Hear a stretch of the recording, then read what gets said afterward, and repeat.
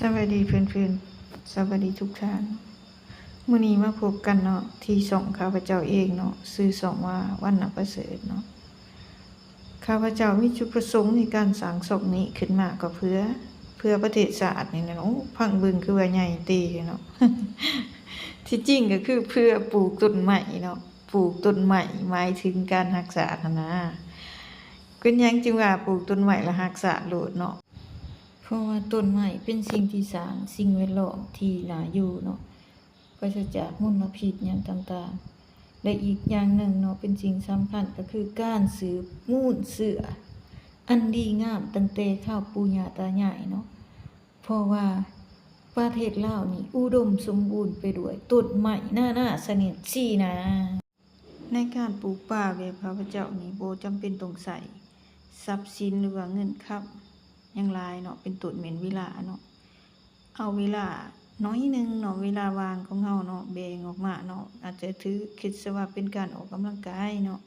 แล้วก็เฮ็ดไปนะเราจะมาเริ่มเลยเนาะเฮาจะบ่เว้าหลายเนาะเพราะว่ามันสิยายห่าง เอาเริ่มเลยเนาะก่อนอื่นมุดทำอิฐทำอ่อนี่เอาแนวพัดมาเนาะเก็บแนวพัดมาแนวพัดก็จะเป็นลักษณะแบบนี้นะเนาะเพิ่นๆเนาะ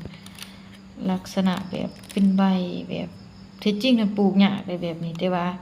ก็มีวิธีอยู่เนาะบ่มีหยังแบบยากเกินความสามารถเนาะข้าพเจ้าลืมบอกเนาะว่าในอันนี้มันแม่นในหยังเนาะตัวนี้แม่นเบี้ยไม้ดูป่าเด้อไม้ดูป่าจะเป็นลักษณะนี้เนาะหลายคนก็สิบ่เคยเห็นเนาะเพราะว่ามันก็ค่อนข้างจะเป็นต้นไม้หายากเลยแหละเนาะเพราะว่ายากได้สิเห็นเพราะว่ามันเป็นกกไม้ที่มีราคาแพงเนาะแต่บางคนก็สิแบบเคยเห็นแต่ไม้เนาะแต่ว่าบ่เคยเห็นไม้มันเนาะก็จะเป็นลักษณะนี้เด้อเพื่อนๆเด้อเอากลับไปเก็บเอามาเนาะที่จริงมันมีหลายเนาะตามทุ่งไร่ทุ่งนาทางขี้ไตเฮายามเกี่ยวข้าวกิ้วตกลงมาเนาะถึงมันจะอืดมันจะเป็นกกไม้หายากเนาะแต่ว่าเฮาก็บ่ยอมปล่อยให้มันเป็นกกไม้ที่แบบสูญพันธุ์ออกจากประเทศลาวเนาะเฮาจะพยายามสืบปลูกให้มันได้หลายที่สุดเนาะเพราะว่ามันก็บ่แม่นเรื่องยากในการปลูกคือนั่นน่ะตัวนี้มันจะเริ่มเป็นกกแล้วเนาะเพื่อนๆจะเริ่มปลูกประมาณ6 เดือนบ่ได้เห็นว่าน้อยๆแนวนี้เนาะคือข่อยเอาในเพิ่นมาแล้วก็เอาไปแช่น้ำเนาะจะเว้าคร่าวๆเด้อเพราะว่ารายละเอียดมันต้องได้ถ่ายไว้นะแต่ว่าเฮาบ่ได้ถ่ายนะเนาะก็เลยว่าจะเว้าคืนคร่าวๆไว้เนาะเพื่อเป็นแนวทางซื่อๆเนาะเอาไปแช่น้ำข้นไว้ให้ดีเนาะเพราะว่ามันเย็นเด้หลังจากนั้นแล้วเนาะแช่ประมาณคืน1 2 คืนเนาะแล้วหลังจากนั้นแล้วเนาะก็เอามาใส่อันขี้ดินหยังเฮานี่แหละแล้วก็ถมเนาะถมจุดพิเศษของเพิ่นนี่จะเป็นแบบว่านั่นนะปกไว้เนาะเวลาเอาลงดินแล้วเฮาก็เอาหยังปกไว้เนาะเฮ็ดให้เพิ่นเอาๆนะเฮ็ดให้อากาศมันเอาๆแล้วก็รดน้ำรดน้อยๆนึงดอกบ่ให้มันอันหลายเนาะบ่ให้มันจนถึงว่าหุงนะให้มันอับๆแล้วมันสิเกิดประมาณ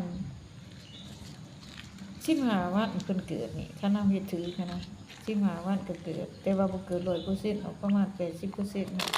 เพราะว่ากกไม้ดูป่านี่เกิดยากเลยสำหรับที่เคยศึกษามานี่เนาะแต่ว่าคันเพิ่นเกิดมาแล้วเนาะรักษาง่ายเด้เพราะว่าหยัง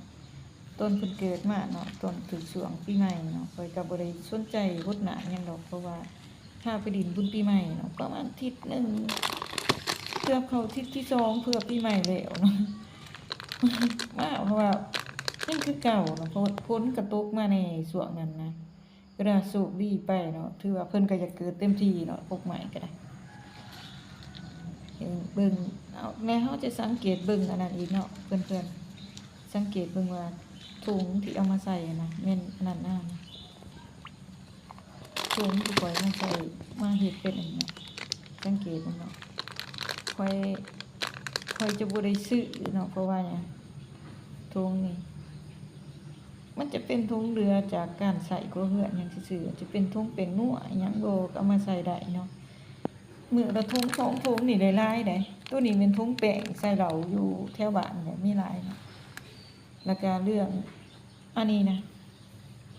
เรื่องการจอเนี่ยเฮาก็มีวิธีการจอลายละมันหกมันนะ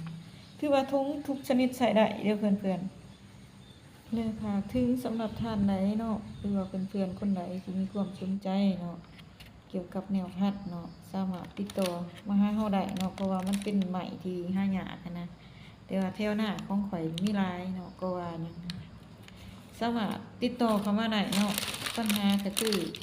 อยากให้ทุกคนได้ปลูกเนาะเรื่องราคาบ่เกี่ยวเนาะ